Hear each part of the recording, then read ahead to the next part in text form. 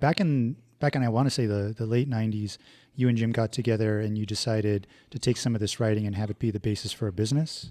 I actually have. I don't know if you can see it.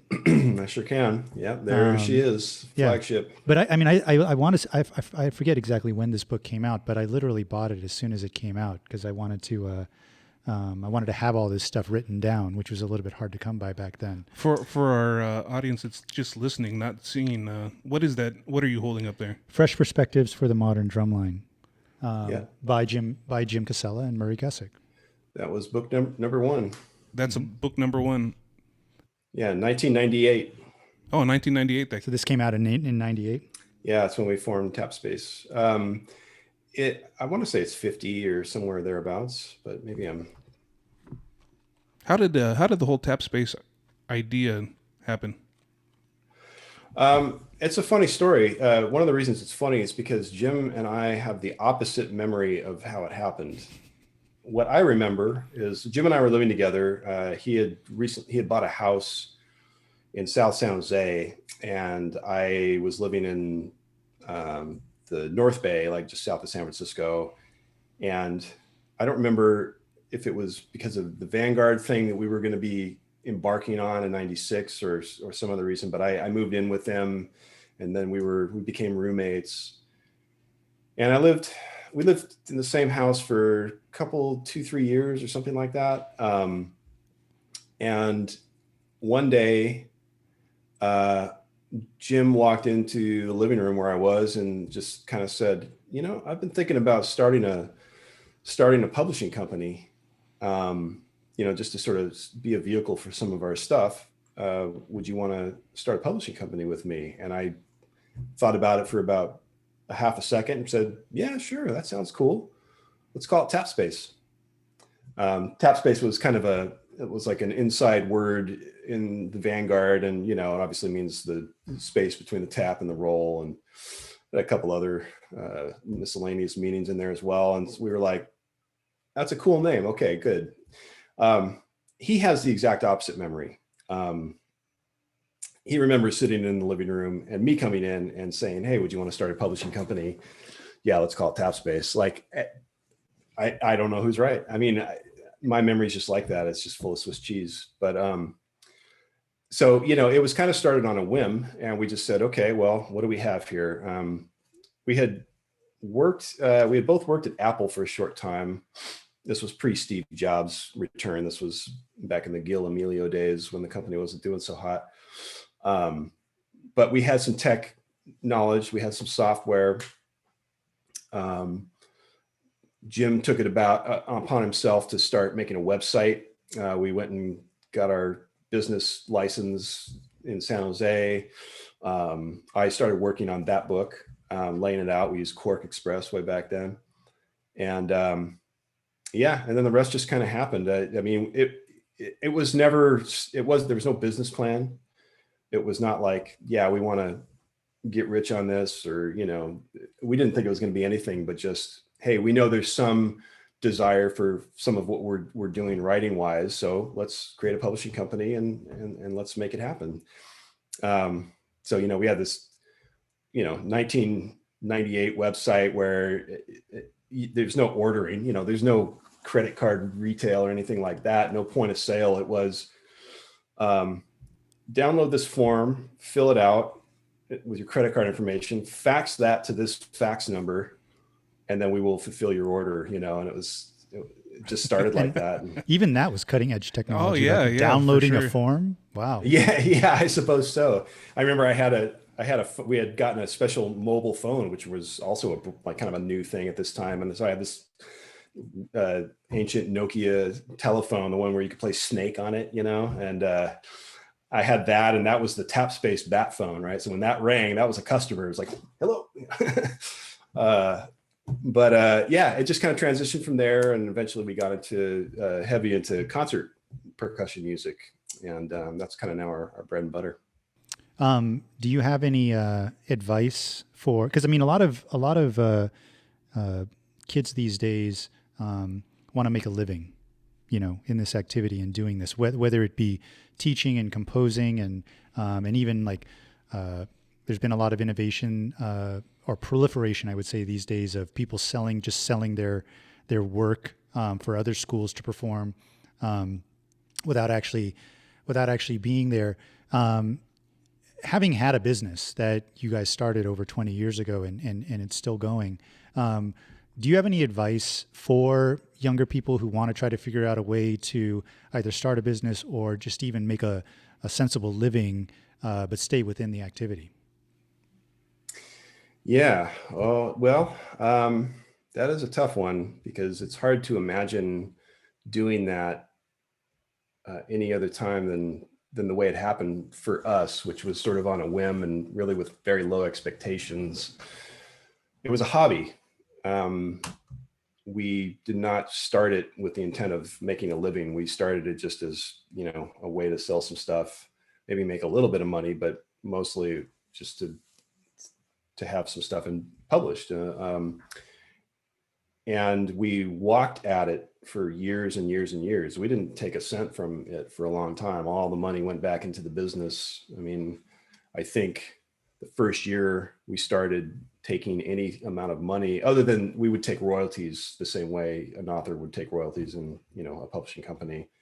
So we take a 10% royalty from the sales of the book, but all the rest of the money would go back in. And I think the first time we started taking money was in the mid to early 2000s, where we allotted ourselves $200 a month. And that was scary stuff. We were like, we don't know, can we do this? I don't know, can we do this? Yeah. You know what, we're just going to do it and then we'll rise to the occasion. Yeah, we'll make that $200 a month happen. So it's like, so for all of that time prior to, we were doing other things for work and money, teaching and writing and composing. Jim was doing commissions and stuff like that. So I would say that is something to keep in mind for somebody who wants to go into business for themselves, is like, the way it worked for Tapspace is we did not run at it. If we'd run at it, I have a very strong feeling that we would have ran out of gas and just died by the side of the road. The fact that we walked at it slowly over time, and we just, when I look at that first book, it's a love-hate relationship because it's the first thing we ever did. But then I look at the cover and the way it was laid out and the awful pictures inside and just the disgusting notation and engraving. And like, it's, of course I'm super opinionated about it now, but like, but still it was like, it was a labor of love. And we had to learn very slowly, like how to do the skills and how to acquire the skills to really make something shine. And I think that's probably the only thing that I have any business telling anybody, is that, you got to have ultimate patience. And that's sometimes hard to come by these days, because it can take a very long time. And the pool is way bigger now than it was when we started, right? There's so many more people doing the stuff on their own. And I think you have to kind of make that choice for yourself. If you're starting out, you have to go, what am I really doing here? Am I, do I want this to be a side hustle, or do I want this to be like bread and butter? And am I willing to, when you're in business for yourself, obviously it never turns off. Like, is that the life that I'm willing to lead? Am I willing to never have the phone be turned off, or, always be on call to answer customer questions and emails?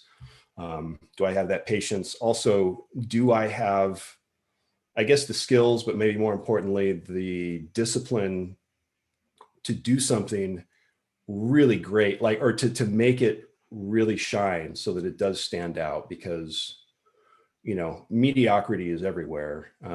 As much as we were talking about skills being greater today at younger ages, which I still think is totally true, there's also a lot of mediocrity. There's a lot of yeah, and low delivery. And we all have experienced that with businesses where we had a support experience that just was like, what are you guys doing over there? Like, this is terrible experience, like, I'm not going to come back to this business. Or, you bought something only to realize that it was barely held together by, some rinky dink, screws or something. So, doing something with quality, it takes way more time than it should. It takes twice easily the time that it should. I mean, even today, like, I spent probably an hour trying to make a trash can today in a drawing program that I'm not qualified to operate, because I'm doing a layout for a piece that we're doing that has a trash can. So it was like, that was a large part of my day. It's like, well, am I crazy? Like, why am I sitting here making this stupid trash can?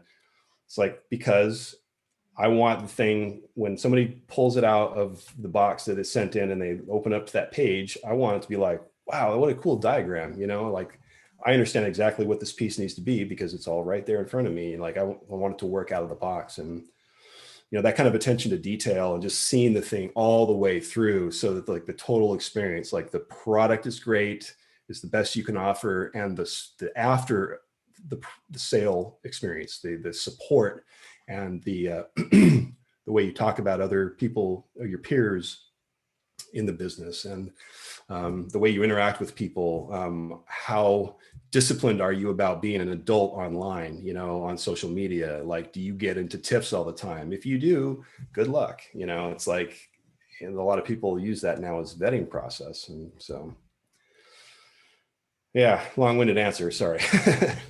Well, we didn't bring up Drum Corps DCI Finals 1987 on this podcast, yeah, so there's no massive arguments to be had. Man, yeah, be lucky you didn't march to 87, man. There's still arguments to be had over the 87 finals night. Oh yeah, I know. Yeah, like one of the local 5-star drum shop rhythm traders up in this area. One of the main cats over there is James Travers, who marched 87 snare, and I think he's got a cool. I don't know a lot about it yet, but he's got some sort of project where he's putting together some maybe like some interviews and some different takes on that whole thing with different people from the different corps. So we've been watching it. It's pretty well put together. Yeah, it's very well put together. Yeah, I recommend it for anybody who wants to watch it. It's called like 30 After 30. Yeah. Yep, but the topic is still hot. It's white hot. I was there. I mean, I would have given anything to March 87. In fact, one of the main videos, at least that I see circulating from that year, is a video in Madison of their warm-up before semis or finals, and that's me taking that video. Oh wow. Yeah, there's a lot of. I went out to their field because a group of Redlands folks. I was probably one of the younger ones. My best friend Eric. Like, we went out there with some older chaperones and just followed them all around and Madison during finals week and videotaped a bunch of that. And I was, like I said, when I saw 87, like in 5 minutes, I was like, I'll be doing that. I was just in love with those guys, and I thought they were gods. Yeah, and on our Facebook group, we talk about 87, and the latest, the big thing was about a week ago. It was the video of the tenors, and you were talking about preference of writing style, musical versus notes, and that topic kind of came up, and everybody like chimed in, and I'm not talking just regular, the instructors from back then, and it wasn't really even like Vanguard. It was like between Garfield and the Blue Devils guys, but it was it's interesting to read, and just how heated they still get over that stuff, and really the winners were the fans, because I mean, we're still talking plenty of popcorn to be had. Watching all that go on. Really? Yeah, I know that kind of the competition is good for the consumer, as they say. Yeah. But as fans of the activity, we all won in 87 because all the groups were fantastic. 100%. Yeah. Right. Yeah, that was a fantastic competition. Yeah. But I got to back up a little bit because I have a couple more questions from Zach, and actually from Rafael Bertado also. Do you know? Sure. Rafi, good dude. But Zach, a couple things, and we got to go back to the 90s, and you and Jim took over in 96. And you guys had a good rise, I mean, you take over, you bring back the traditional grip, and you guys start to climb back up to the top for SEV with SEV and for the drumline.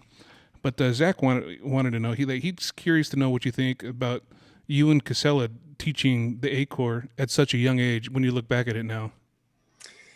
Well, yes, I'm in a lot of ways. I'm just glad that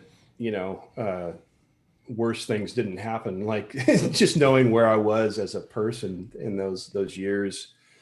The Jim was, very much more of an adult, I think, than I was by that time. And, he was just concerning himself with designing the show and writing. I was coming off of a very weird teaching experience in 94, then having gotten fired in 95, and now I'm back. And, I think people still respected me from, the times that I marched in the Corps and stuff, but I had yet to prove myself as an instructor for sure. And I think, as I was saying before, like it took me a while to actually really figure my stuff out as an instructor. I don't think I had it figured out in 96, but I think what we had a very holistically gelled team of instructors, the brass instruction, the color guard staff, the drum staff. We were really tight. We were good friends, all of us. I mean, we would have regular Thursday night rehearsals. And I remember then we'd go dancing downtown, like a bunch of us, like at this old bar that looked like the dive bar in Saturday or in an Airplane at the beginning of the, so we were just really close, and we had a similar vision. JW, the Corps director, who was previously the director of the Cadet Corps, it was his first time directing the A Corps, and he had a great ability to bring in people that were just really good for Vanguard. Like he had the ability to spot the person who was just going to be a great personality to have in front of the kids, and not just purely from how good they were at teaching the specific thing that they were supposed to teach, but just their personality, how it would gel with the group. And so, yeah, he had put together a cool staff. And I just remember having a lot of fun, the way you would have fun if you all of a sudden got keys to Dad's Ferrari or something like that. Cause it was like, oh, we're driving this thing. Where do we want to go? Cool, let's do this and this and this. And so, we shot high. We usually aimed really high, like the Waterfront opener from 97, where, fast 7-4, and you have these little pods trying to play rolls together from like yards and yards apart. Incidentally, I heard it clean one time. And I mean like clean where you can hear space between the notes, and it was at some rehearsal nobody was at in the middle of like Alabama or somewhere.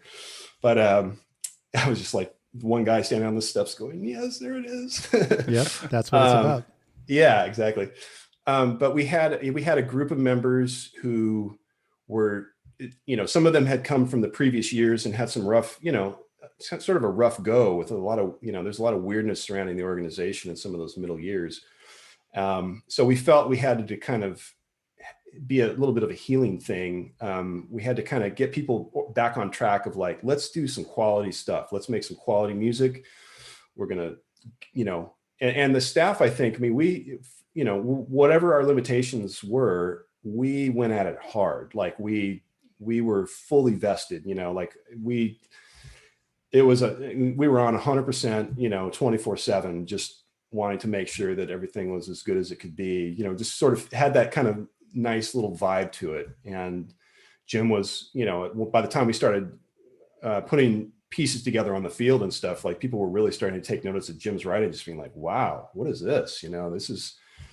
It just works so well. It's like, yeah, you have one guy writing everything. That's one of the benefits of that. So he was starting to get some great recognition for that. And we were just kind of learning as we went. And, he and I were always like very close, and we kind of, we can kind of finish each other's sentences, I suppose, sometimes. And so it's like, if something's not working, like I don't need to necessarily like bother Jim with like, oh, there's a flam here. It's, just change it, just make it work. Cause, and he had that trust with me. So, yeah, I think we were kind of like too young, like we were just like a budding, like good team that assembled, and we were surrounded by other great people who were also very important to that team. And, it just was kind of it gave it that upward trend that was a nice, a nice thing for a few years.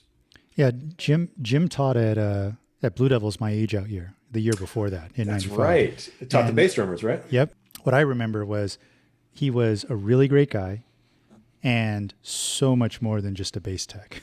Oh yeah. You know what I mean? Yeah. So I'm glad that he, got that you guys both got the opportunity you did, like, very soon after that. Now, you guys talk about Jim, and what I always remember, now you brought up the Spirit of Sunnyvale earlier. I was in a kind of a youth band at the time called the Sound Machine of the Inland Empire. And I remember Jim being in Sunnyvale in '88 playing snare. And then I remember watching Vanguard in '89 and be, hey, that's the guy from Sunnyvale from the year before, So Absolutely. Yeah, he that's right. He grew up in Cupertino, just very close to the Apple campus. And, he was very much a native Bay Area guy. And so he was doing all of that, the community band and all of that before we even met each other. And, I guess I'm not sure. I don't remember exactly what he was doing in '88 or why he didn't try out at that point, but I think he was going to school, and he had a friend of his who was like, I think it was one of the guys in the cymbal line who was like in the marching band, and Jim was playing in the marching band at San Jose State, and convinced him to go check it out, because Jim had been studying with Anthony Cerrone, who was then at San Jose State and very serious about the classical percussion route, and was sort of wary of the marching thing. So I think everybody's glad that that this person convinced Jim to go check out Vanguard. And, he actually tried out on cymbals first, if you believe it or not. And before he realized that that wasn't for him. And so then he went on bass drum and, was just kind of the commander of that section for all the years that he marched. I was going to say, yeah, the other question Zach wanted me to ask was, I guess he had said that back when he was a member, that you would make mixtapes for the people in the drumline. Do you remember that? And how would you pick out the music for that? Yeah, I have a lot of those still. That was a very old tradition that went all the way back to Ralph and Fred Sanford, who, back in the days where, the members of the Corps lived in the area for the most part, and they'd get together much more frequently than groups do now, which is like once a month or whatever.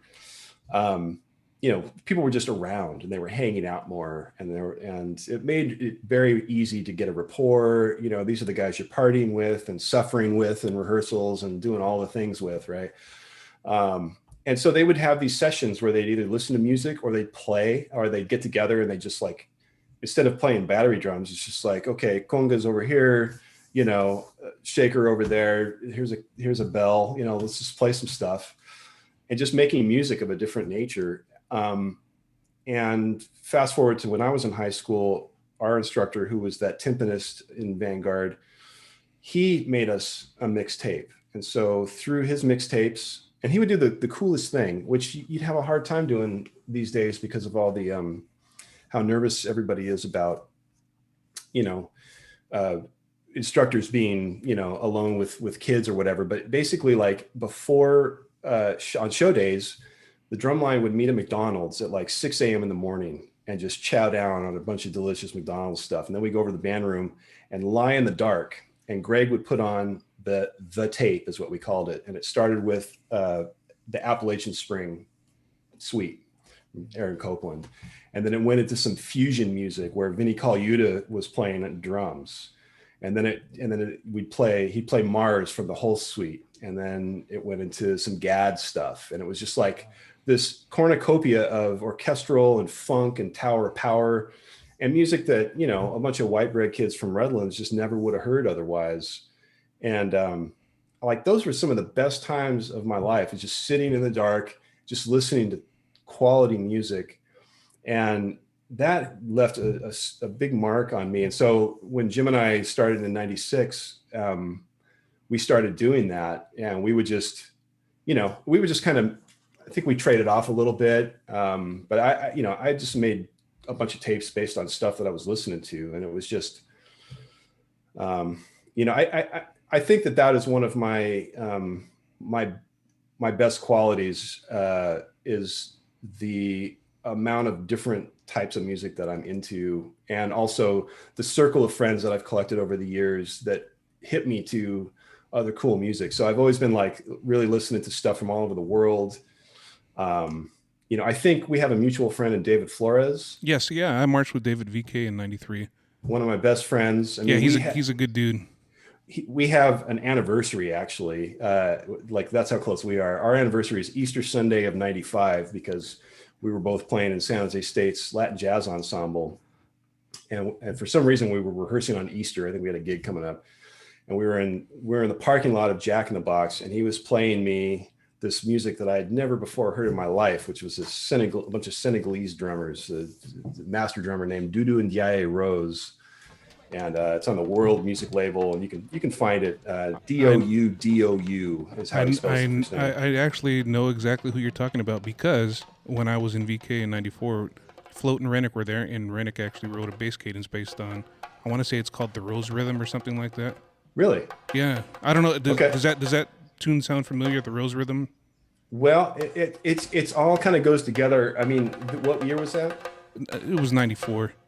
94. Yeah. So yeah, there's a similar, I have a memory because I had transcribed but not until 96. I had transcribed one of the pieces almost entirely. It was like, 10 pages long of just really intense rhythms and trying to get into the meat, because it's not Western stuff, right? It's not clean triplets and sixteenths. It's just like, figure it out. Like it's really, it's all over the place. Oh yeah, but the groove is just, it's there throughout the whole everything. Yeah. Yeah. So I mean, like I just, that kind of music and that kind of exposure through guys like David and Ralph and my former teacher Greg and just lots of folks over the years. Mike McCool, who was one of the program directors at Vanguard, would every year do the same thing. He would send, if you were on the McCool list, that meant that you got, once or twice a year, you got 12 CDs full of the most wide variety of stuff that you could possibly imagine. I mean, Bulgarian women's choir, followed by death metal, followed by, some great rare recordings of some orchestral pieces, to some jazz, to pop, to just, I mean, it was just all over the road. And, we're just gobbling that stuff up. And so we just, to Zach's question, we were just trying to pay that forward, and just because it was so impactful on us, like just giving music, and just in the hopes that somebody will discover something that really inspires them, because that's like one of the best things you can give, right? Is like you can inspire somebody with some cool music. 100%. For sure.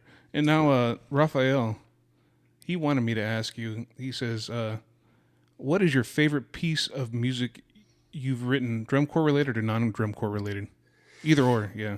Oh, well, I haven't written a lot that's not drum corps related, I suppose. I have written a couple of 2 or 3 like pieces for dance using electronic, using my Logic sequencer and an old JV1080 sound module back in the 90s, I think. But drum corps wise, I think my favorite piece that I've written is a piece that almost nobody knows about. It's a piece called Where's Flores, which is dedicated to David Flores.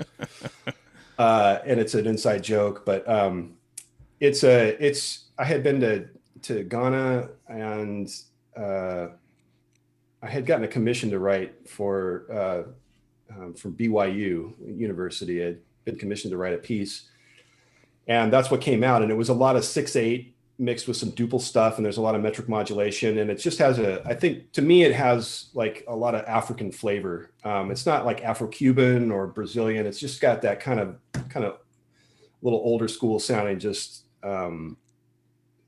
straight up earthy African flavor. And I just think it's really cool, and it's really hard, but there's actually a cymbal part written for it that's a pretty key component.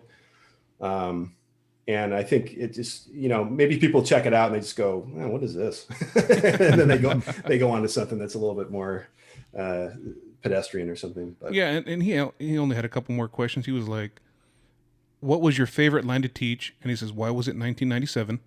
And then and then he wants to know, what's the favorite exercise you've performed, and what's a favorite one that you've written?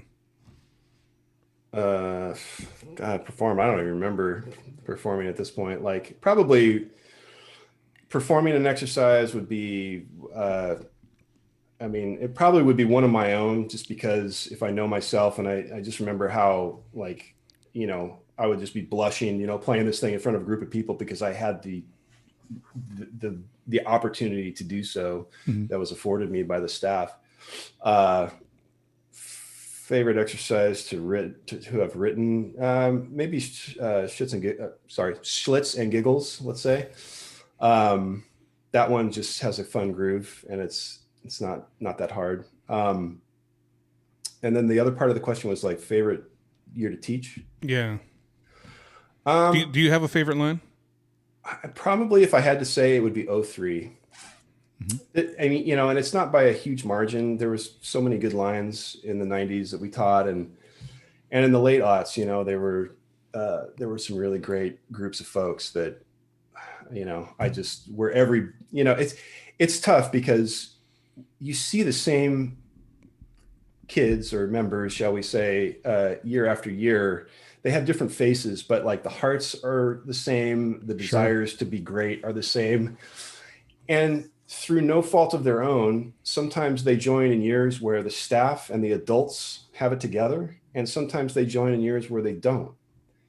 And through no fault of their own, they get a better or worse experience. And so, it seems to be the hard reality of an activity like this.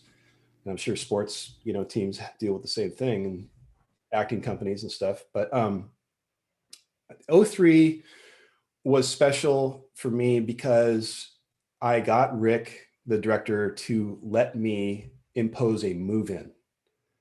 So for the first time in a few years, and definitely the last time ever for Vanguard, we imposed a move-in in January, and we made, I think it was all the rookies had to move out and live there, and they worked their bingos and they lived together, and we had weekly rehearsals and we did lessons. And that was so great because they developed a rapport. The show was also just kind of magical that year, even though competitively it was too hard to visually. It was just too hard to march. The horn line was just put to too much task to execute. But it was such a great variety of music. Jim was just at the top of his game, knocking it out of the park with all these cool, orchestrations and beats. And just through the fact that we had that rapport going all the way through the season, when it came to 2004, which is the year that a lot of people talk about, the year that when we won, that was just like sliding, because the core of that line was all the 03 cats who had that, that rapport and had been through thick and thin. And, the show was a little bit easier, I think, for them that year. And it just, it was for sure the result of 03, which is where the bonds were formed and, where so many people had a good experience. And I wish that more people could have that experience, as much as I know it can never happen again with the amount that people have to pay and all of the, just everything that's in the way of going back to that way of doing things. I do regret that more people can't have that experience, because it's just so much it was so much a part of the whole thing for us back in those years. Well, yeah, we kind of came from that era where wherever core was that you marched, you moved in, or at least if you lived local, you went to all the rehearsals from January on. Yep. 10 guys living in one apartment, or, partying every night, drumming every night. Yeah. Yeah. When the first year that I marched, which was the year I joined late, and I came up, on a Sunday for an exhibition show, watched that. And then I went to live with a group of 10 drummers who were living in a 1-bedroom on the second floor. And the only place for one more sleeping bag was the balcony. So I slept outside on the balcony of this apartment complex overlooking, I think it was Winchester Avenue in Santa Clara, a 17-year-old. And it was the best. As hard as it was the coolest thing ever, because there was nowhere else I wanted to be. And I was like living my dream, sleeping on this balcony. That sounds like the old school drum corps story. Mm-hmm. Totally, right? Yeah. The drum pad. Yeah, roughing it. Yeah. So 03, is that when the Doublebeat first came out, the 2000s Doublebeat? Yeah. That was when that happened. That idea, occurred to me at PASIC. And there was a piece of music that I was listening to, and it's probably one of those that I got hip to from, I think Ed Bargarina actually hit me to this piece or this CD called Reich Remixed, which was a bunch of Steve Reich compositions remixed by various DJs.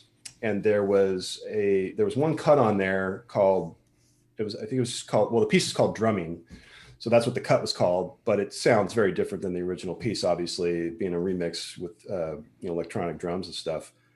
But it had this rhythm to it, and that's where that double beat rhythm came from. And I think at that time I was trying to solve the problem of a double beat exercise that didn't distort rhythmically, the way they do if they're left to their own devices. Because, when you're playing high and you're using a lot of force, you're going to close those doubles down. So instead of, it's like a really open, good feeling, it's going to be like, and I didn't like that sound. And so I was trying to figure out a cool way to, like we were talking about earlier, like what can we write that just doesn't allow for that? Okay, well, we could fill in the notes. Okay, that's cool. Now we need, we could put a beat to it. Okay, cool. Here's this thing swimming around in my head that I've been listening to. So boom, that's where that came from. And it was just, it just was a lucky, coincidence of the fact that I had that piece rolling around in my noggin and just was able to put it together in a way that was doable without too much fuss. It really did come together very quickly. So it's not based on a song by Outkast? Because somebody had posted a video of... That is an add-on that we did the next year for funsies. My friend Hunter, who also had marched tenors in SC in the late 90s, who I was teaching with, he was the one that introduced me to that. What's the name of the album that just went crazy in the early 2000s? I can't think of the name of the Outkast album, but I want to say I had it on cassette. That's dating myself back then. Yeah. So in 2004, we, because we wanted to one up it. So in 2003, it was very basic. In 2004, we add the 12/8, and then I just stuck that Outkast bit from the tune Spread in there.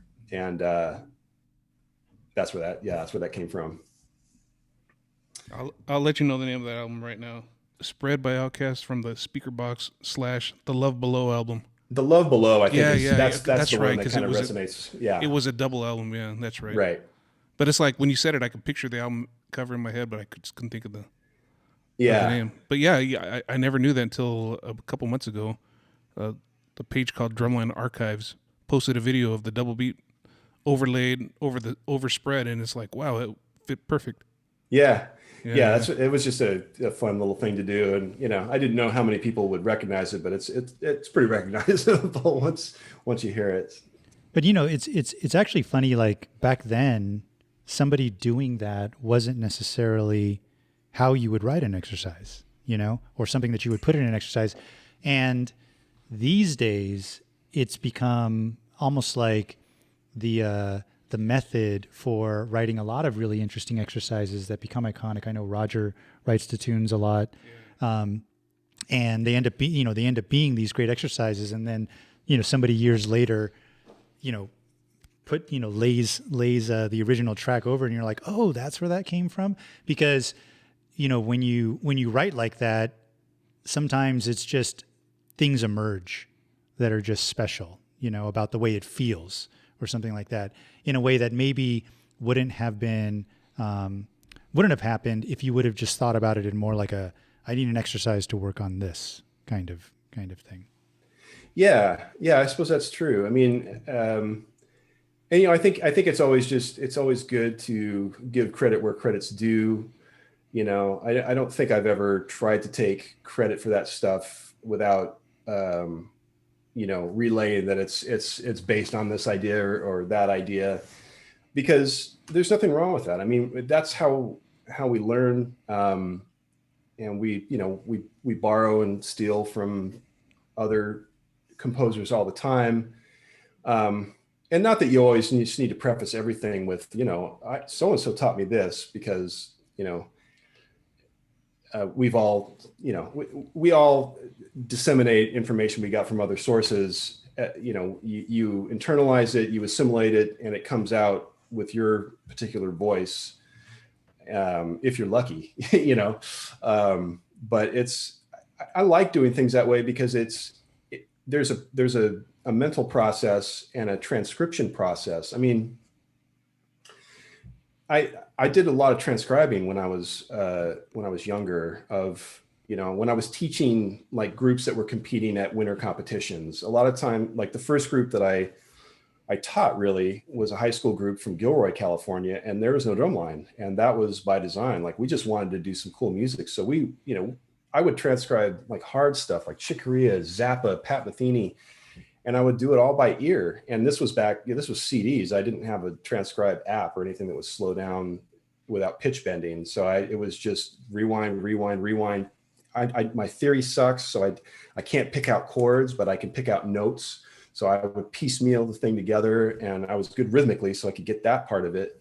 But yeah, I'm really happy that I did that, because it gave me that sort of aural microscope, you know, where you can just really hone in on something and listen with that high level of you know, discernment to figure out how does that work, you know, how did they do that, how did this band make that sound. And you know, the thought of people doing that same thing with exercises and transcribing it rhythmically and doing what inspires them, that's the best thing ever. Like, that'll advance the activity for sure.